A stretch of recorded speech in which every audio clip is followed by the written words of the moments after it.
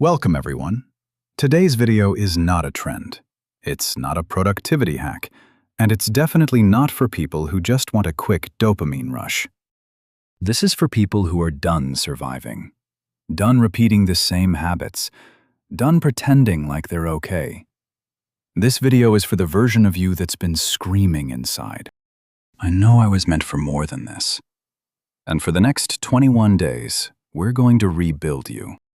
One challenge at a time, one truth at a time, one step toward the life you were born for.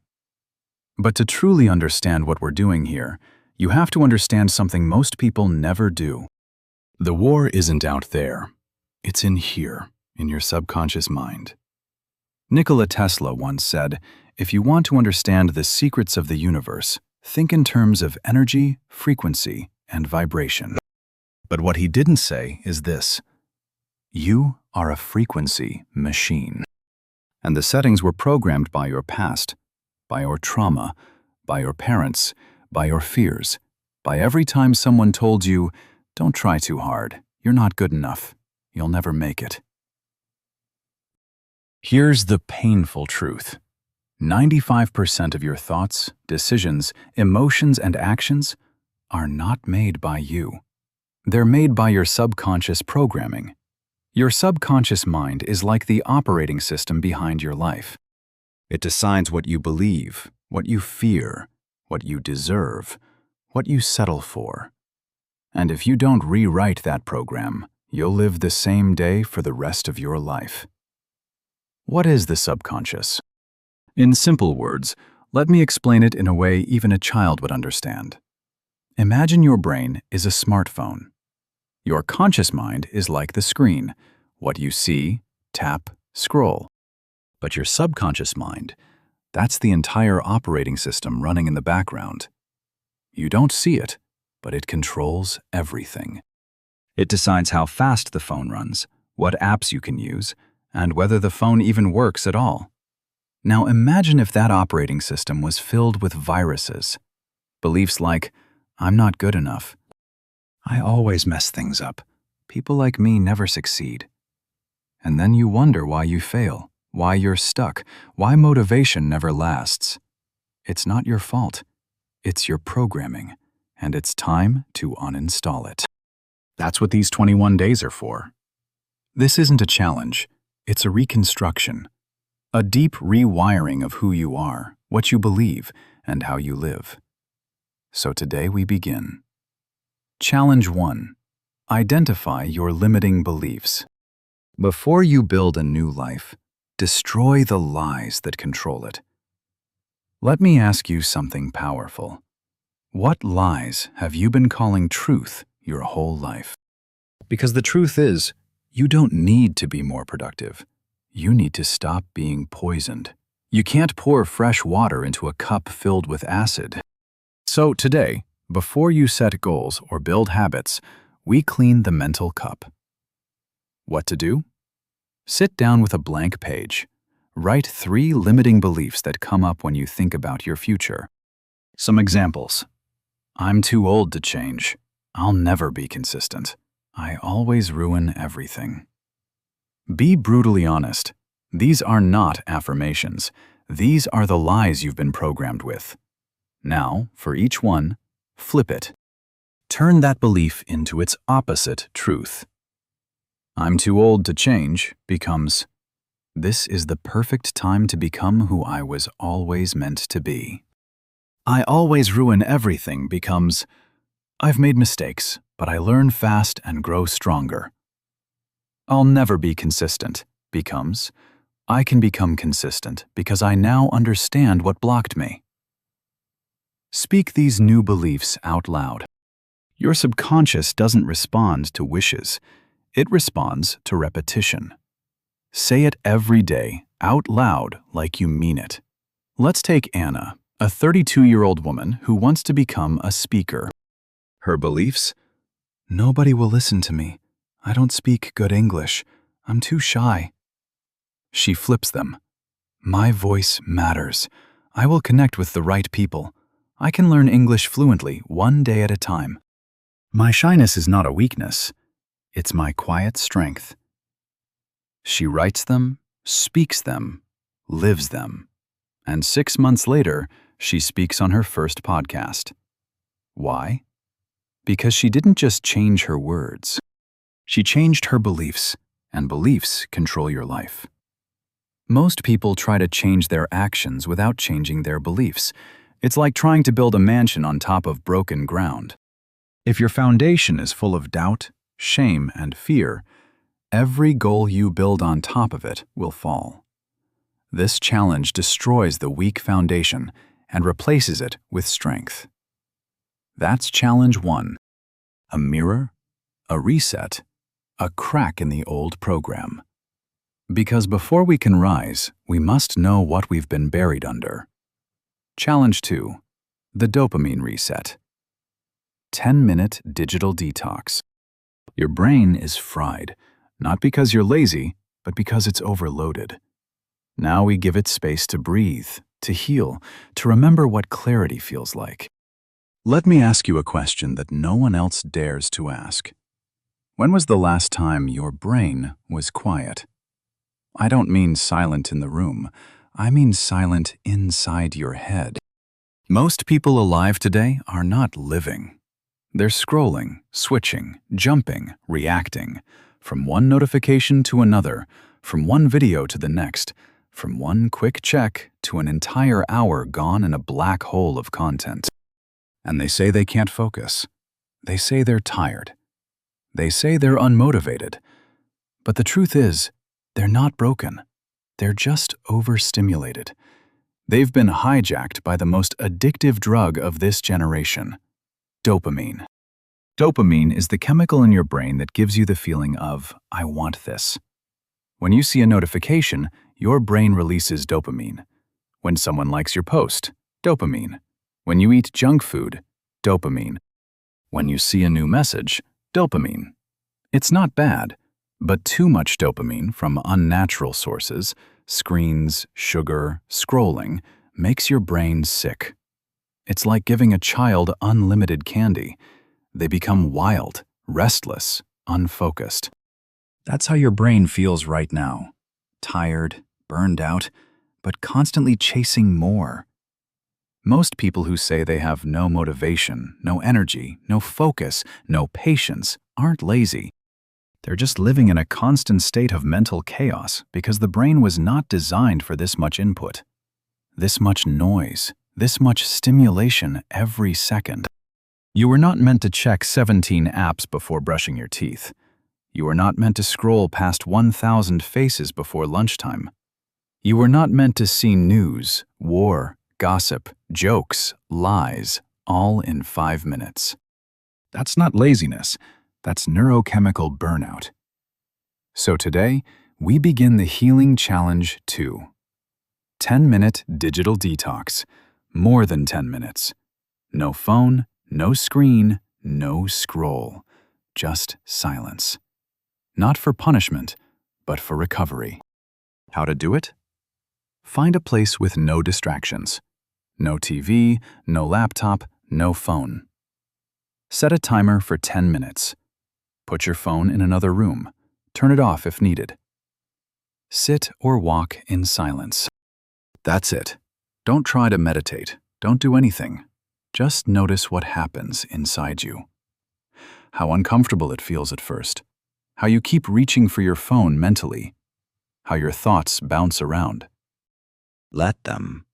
Observe them and let your brain begin to exhale. Do this challenge once today. But understand this. This 10 minutes is not about silence. It's about power. The power to reclaim your mind. Because if you cannot sit with your own thoughts for 10 minutes, how will you ever trust them for a lifetime? This is the beginning of retraining your brain to feel peace without noise, to feel joy without distraction, to feel alive without checking a screen. And that is rare. In a world full of stimulation addicts, this is rebellion. And in rebellion, you find freedom. Let me tell you about Leo, a 24-year-old man trying to become a writer. He was frustrated every time he tried to write. He got distracted, bored, restless. He thought something was wrong with him until he realized he couldn't even sit still for 5 minutes without reaching for his phone. He did this 10-minute detox every day for 7 days, and something strange happened. At first, he felt anxious, then bored, then calm, then suddenly ideas started flowing. He wrote 2 full chapters in one sitting. Why? Because his brain was no longer begging for escape. It had finally come home to itself. Silence is uncomfortable only for people who are running from their own mind. Most people can't be alone with their thoughts because they've been suppressing pain for too long. The phone is a shield. The scrolling is an escape. But healing doesn't happen through escape. It happens through attention. Attention is the new oxygen, and this challenge gives you that breath. The secret? It's not about time, it's about discipline. Anyone can scroll for 3 hours, but very few people can disconnect for 10 minutes. And in those 10 minutes, you're doing more for your brain than any book, any quote, any podcast can ever do. You're teaching your brain, I am in control, not the algorithm, not the screen. Me. After your 10 minutes are over, write down, what did you feel? What thoughts came up? What were you afraid to feel? This turns the challenge into therapy, into clarity, into transformation. You're not lazy. You're not broken. You're not unmotivated. You're just overstimulated. And this challenge is your antidote. Silence is not the enemy. It's the door. And when you walk through it, you'll meet the version of you that's been buried beneath the noise. That's challenge 2. Silent, powerful, revolutionary. And if someone truly completes this, not just watches it, they will feel different within 24 hours. Challenge 3. Practice 5 minutes of mindfulness. You've been stuck in the past and anxious about the future. Come back to now. 5 minutes. No judgment, just presence. This is not about peace. This is about power. Let's be honest, most people don't live in the present moment. They live in 2 places, and both are prisons. 1. The past. Regret, shame, I should have, I could have, why did I? 2. The future. Fear, anxiety, what if I fail? What if they leave me? What if I never change? But nowhere in that story do they live in the one place that matters. Here, now, this breath, this second, this moment. The moment you're reading these words, you're alive. But are you actually here? Or are you lost in some thought about yesterday or 10 minutes from now? This is the core problem of the human mind. We're always somewhere else. And if you live in your head, you will die in your life. Mindfulness is not just for monks. It's not a calm activity. It's not about flowers and waterfalls. Mindfulness is a weapon, a way to take control back from your chaotic brain. When you learn how to sit in the present moment, you stop being a puppet to your fears. You stop being pulled into storms that no longer exist. Because when you're present, there is no fear. There is no shame. There is only awareness. And awareness is the beginning of all transformation. Imagine your thoughts are like clouds moving across the sky. Some are dark, some are light, some move fast, some slow. Mindfulness is not chasing those clouds. It's sitting on the ground, looking at the sky, and saying, that's just a thought. I don't have to follow it. That's just a memory. I don't have to relive it. That's just anxiety. I don't have to believe it. Mindfulness is learning to watch the storm without becoming it. And once you learn that skill, you become unshakable. Don't do it to feel better. Do it to wake up. How to do it? Set a timer for 5 minutes. That's it, just 5. Sit comfortably, No need to cross legs or look fancy. Just sit. Close your eyes. Take a slow, deep breath. Focus only on your breath. Feel the air enter your nose. Feel it move through your chest. Feel it leave your body. Repeat. Thoughts will come. They might scream. They might distract. That's okay. That's normal. Here's the key. Don't fight the thought. Don't judge yourself. Just say, "That's a thought," and return to your breath. Keep coming back. That's the practice. That's the power. Let me tell you about Elena, a 40-year-old single mother of two. Every night, she would lie in bed with her heart racing. Worries about bills, her kids, her job, her body, her future. She started doing this 5-minute practice. The first 3 days, she cried. She felt overwhelmed. Her mind was loud like a storm. But something strange happened on day 4. For the first time in years, she noticed silence between her thoughts.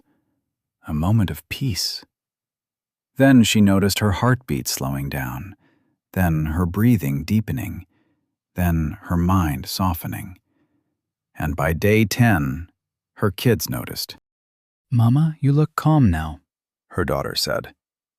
That one moment made Elena realize, I'm not broken. I've just never been present.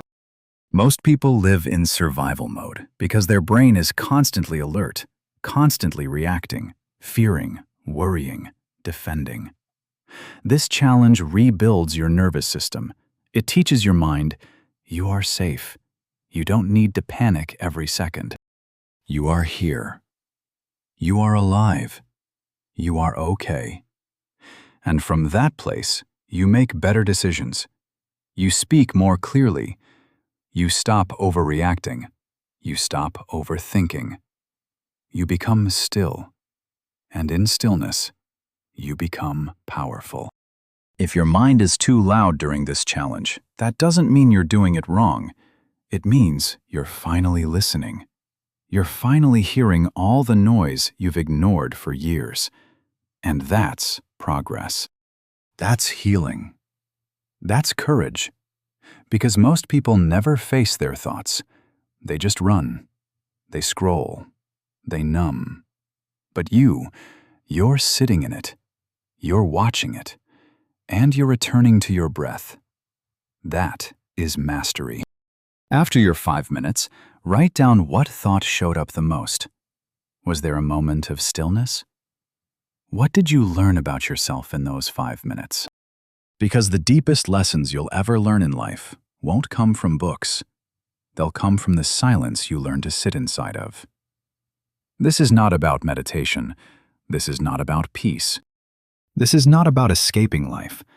This is about facing life fully, honestly, without distractions. Because the person who can sit with their mind becomes the person who can master their life. And that's what you're becoming now. That is Challenge 3. Not just a mental practice, but a foundational shift in the way you experience life. Challenge 4. Write down 3 past mistakes plus lessons. You're not a failure. You're a learner with scars. Let's break a painful truth. Most people do not live in the present, not because of fear of the future, but because they are still bleeding from their past. They made one mistake and never forgave themselves. They hurt someone and carry the shame every day.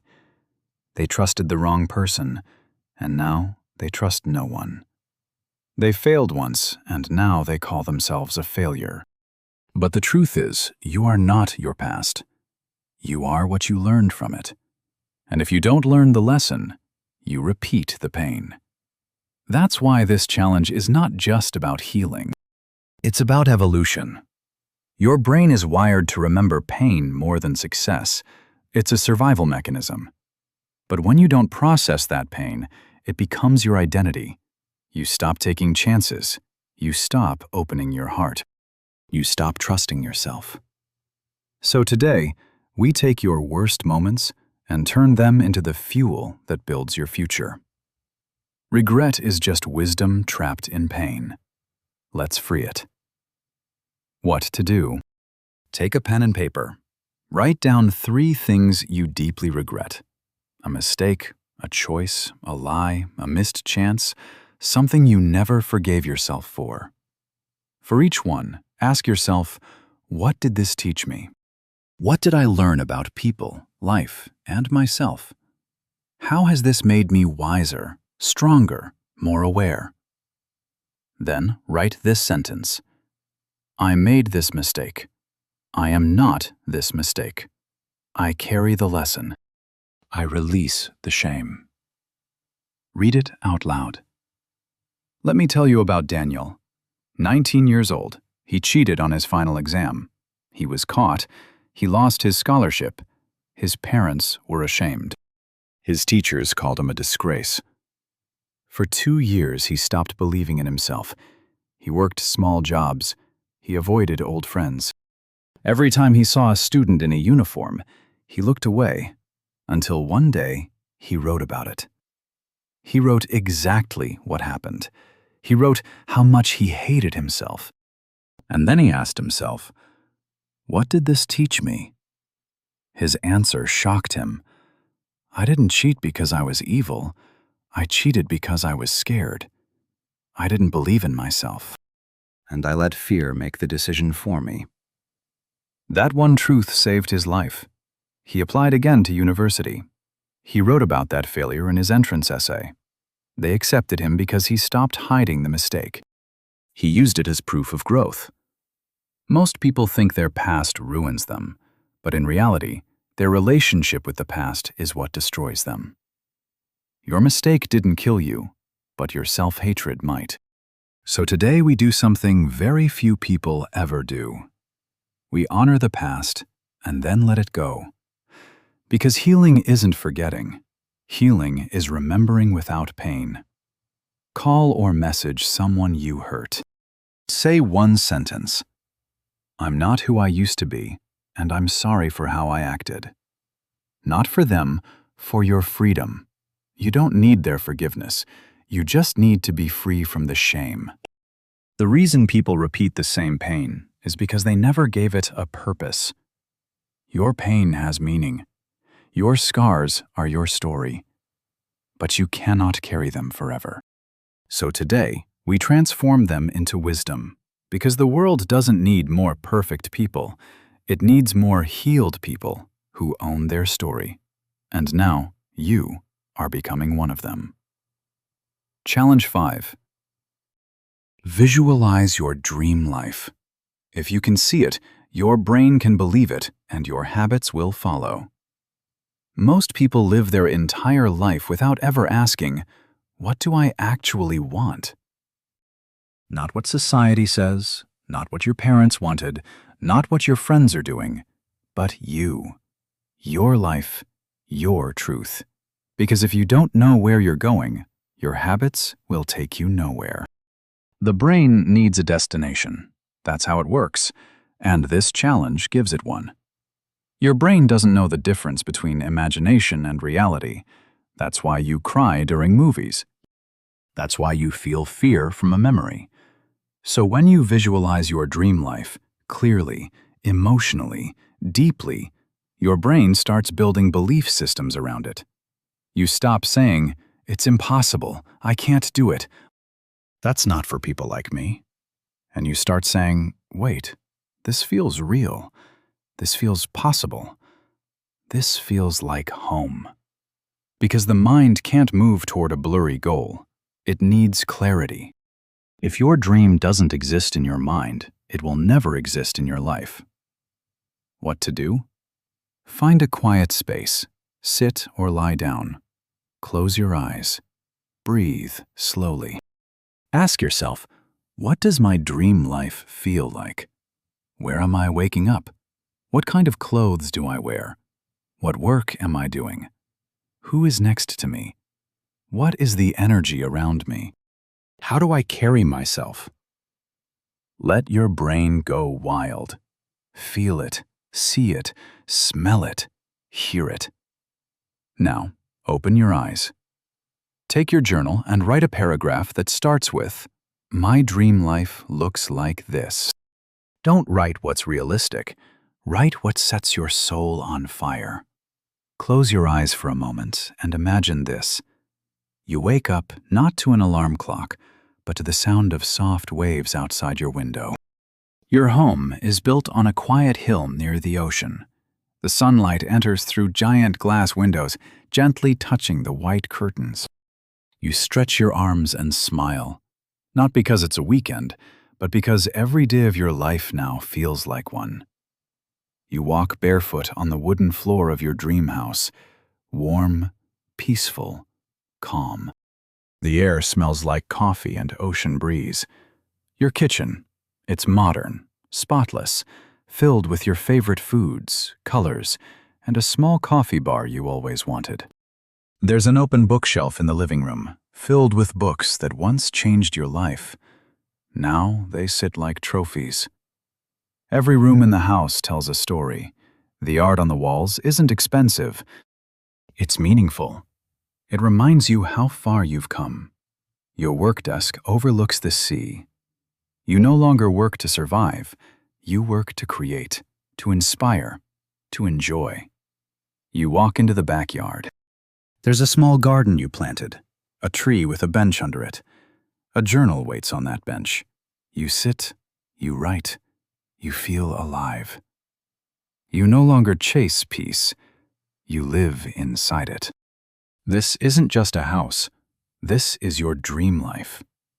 Use this kind of vision, detailed, emotional, real, to guide your daily actions. Don't just say, "I want a better life." See it, feel it, hear it, smell it, taste it. Write down your dream life in full detail. Your home, your mornings, your food, your work, your health, your energy, your relationships, your peace.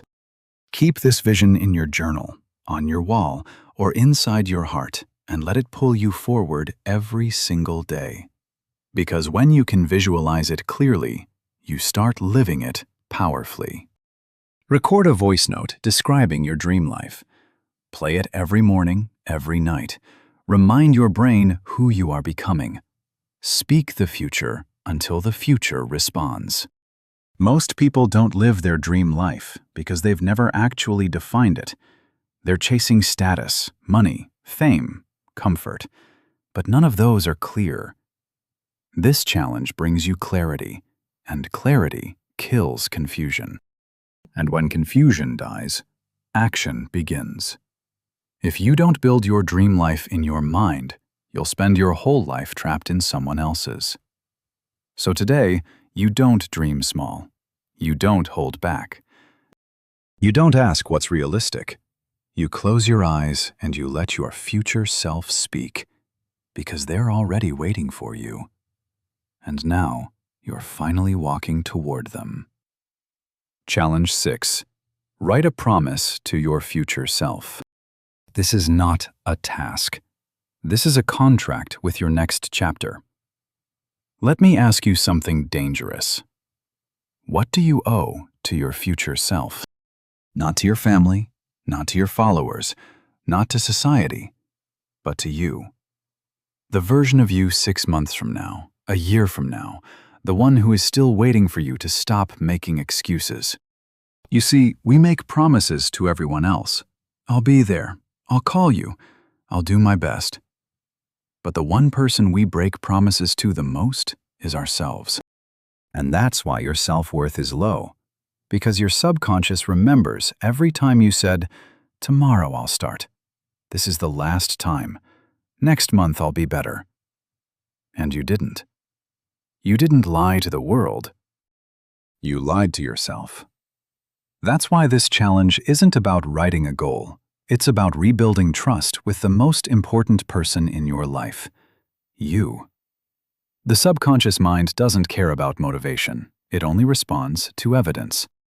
Every time you break your word to yourself, you give your brain proof that you are not serious, not consistent, not worthy of trust.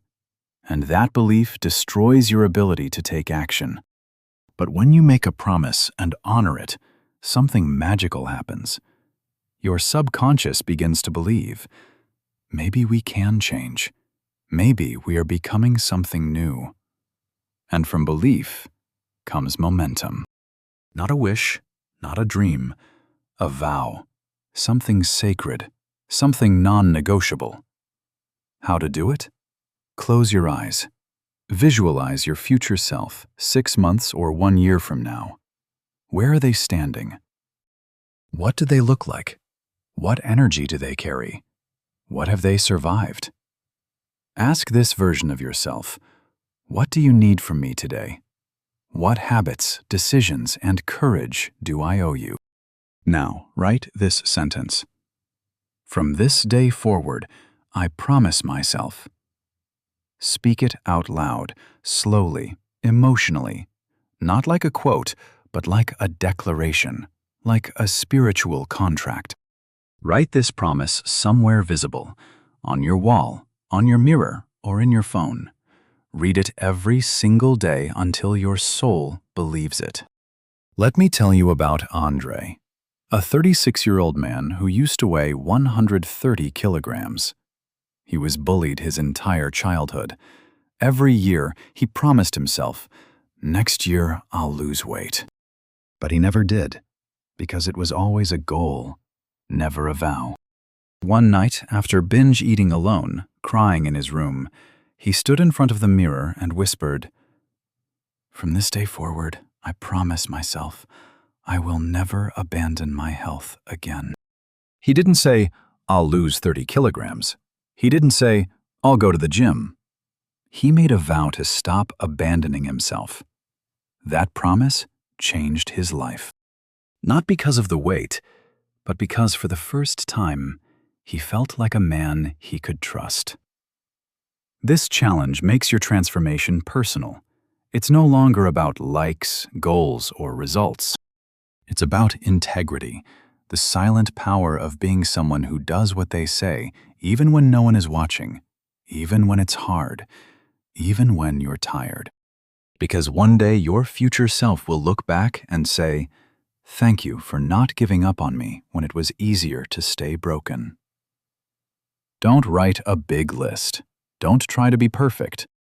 Just write one promise that feels so true, so sacred, so powerful that breaking it would feel like betraying your soul.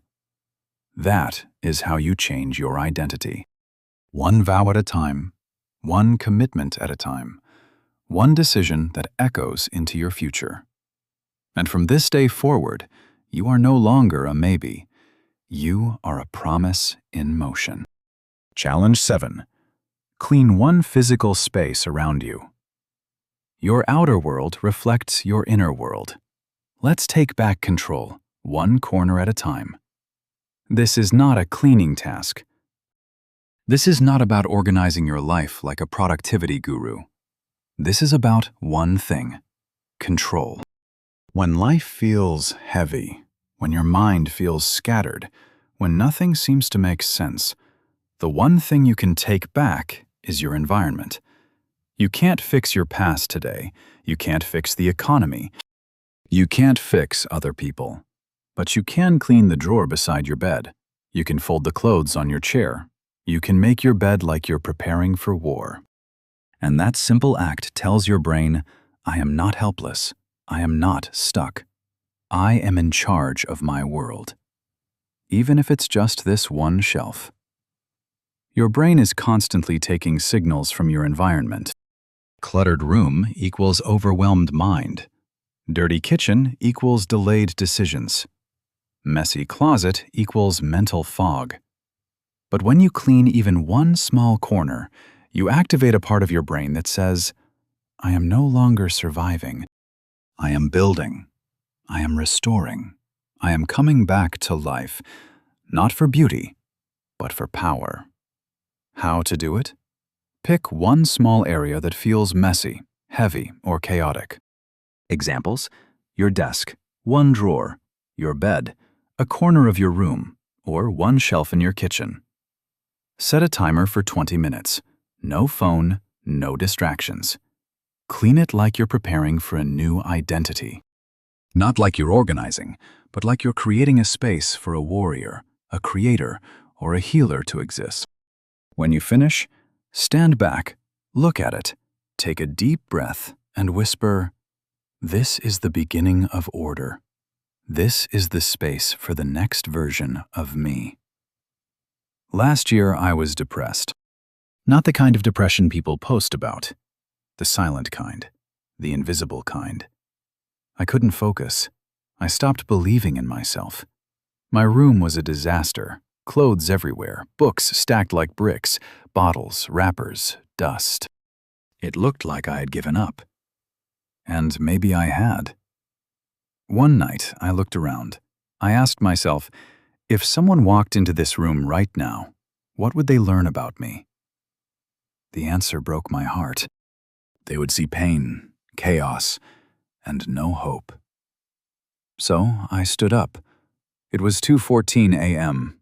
No music, no phone, just me and the mess I had created. I started with the floor, then the table, then the shelves. I didn't know it then, but I wasn't just cleaning my room. I was cleaning my sadness, my pain, my stuck energy. As the sun came up, my room looked different. But more importantly, I looked different. I felt powerful again. I had proof. I can change something. I can take control. I am not my chaos. I am not my past. That day taught me something I'll never forget. When life feels too big to fix, start small. Start with your desk, your bed, your bag, anything. Because when you clean one physical space, you send your brain a message. We are not done. We are not broken. We are just beginning again. This is not about tidiness. This is about identity. It's about rewriting the story of your environment so your environment can support your growth. Because your surroundings are not just background, they are signals. And today we make sure those signals say a powerful person lives here. A person with direction. A person who respects their space because they respect their future. You don't need to clean your whole life in one day. You just need to start. Pick one space. Clean it with pride, and let that space become the symbol of a new era. Because once you control your environment, you start believing you can control your destiny. And that belief is the first step to becoming unstoppable. Final challenge 8. Forgive someone who hurt you. You cannot become your future self if your soul is still chained to old pain.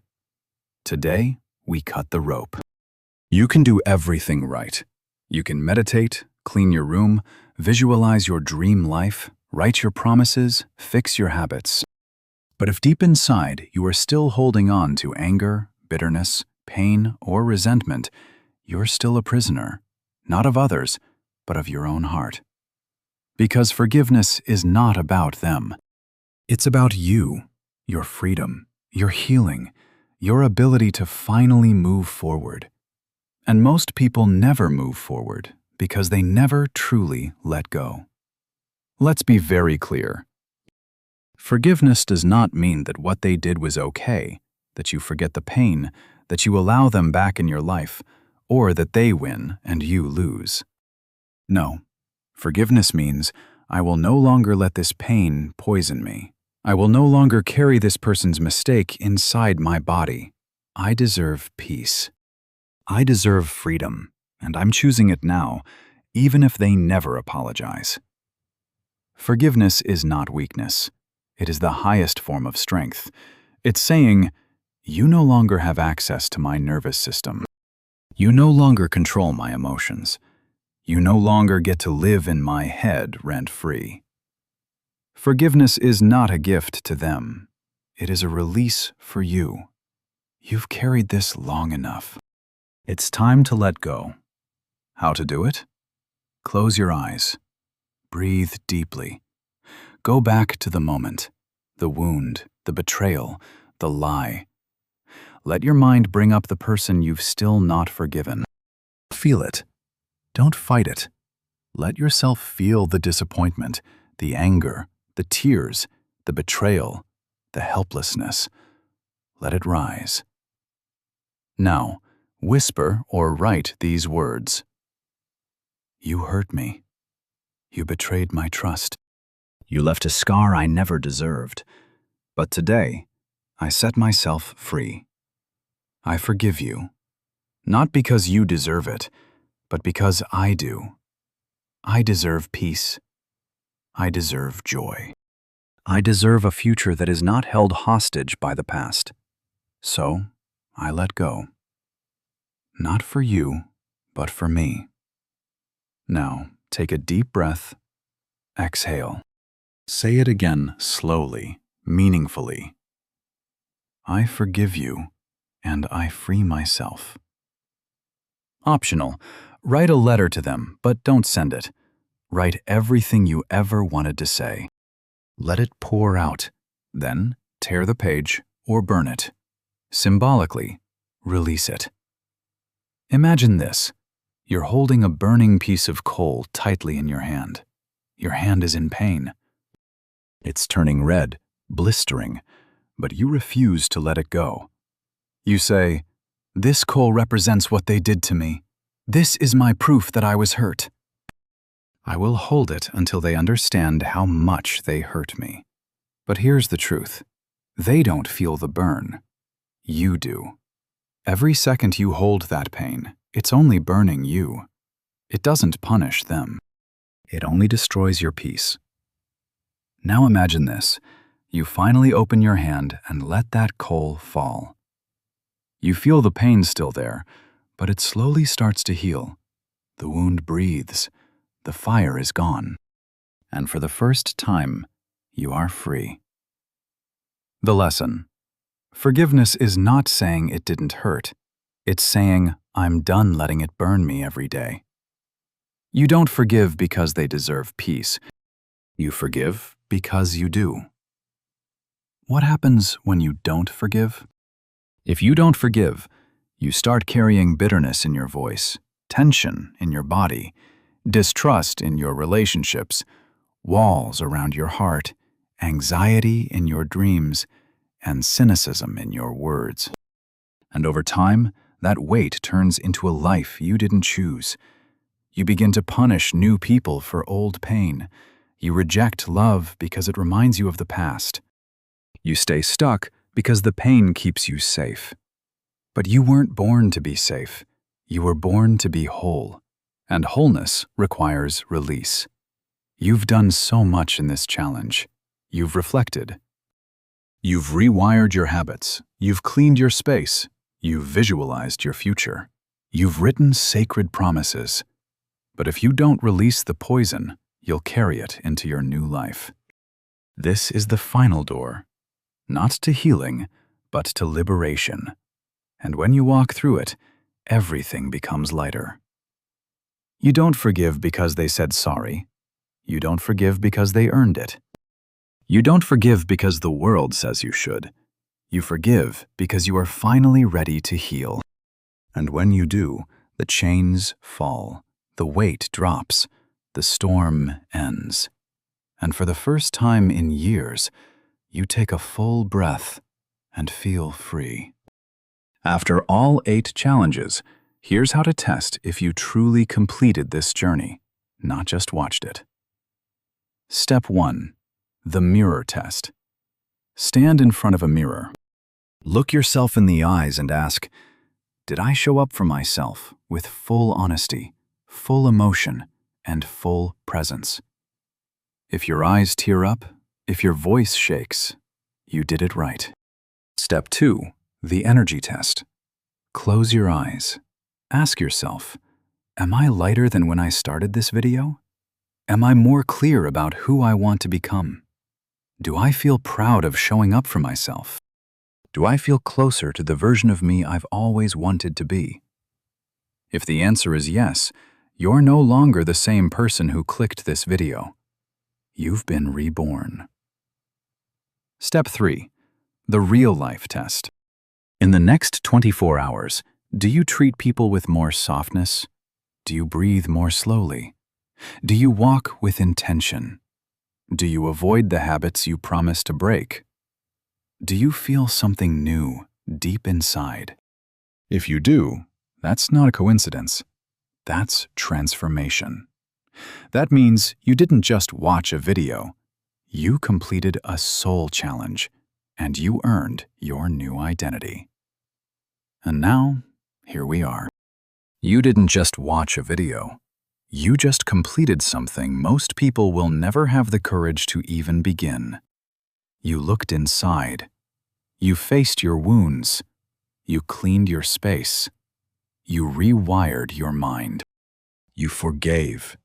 You let go. And you rose one challenge at a time. You've done what schools never teach, what the world never honors, and what most people spend their whole life avoiding. You chose to change. And that is rare. That is powerful. That is the beginning of a completely new life. Because if you can do these 8 challenges with honesty, with emotion, with full heart, there is nothing in this world you can't become. So as you walk into the next chapter of your life, don't forget this.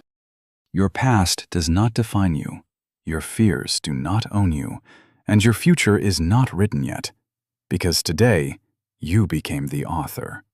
Subscribe because this channel is not about noise, it's about truth. It's about healing. It's about transformation. And you are now part of something bigger than a video. You are part of a movement. A place where broken people become powerful again. So hit that subscribe button, because this is just the beginning. Thank you for being here. Thank you for being brave. And from the bottom of my heart, God bless you on your journey. I'll see you in the next chapter.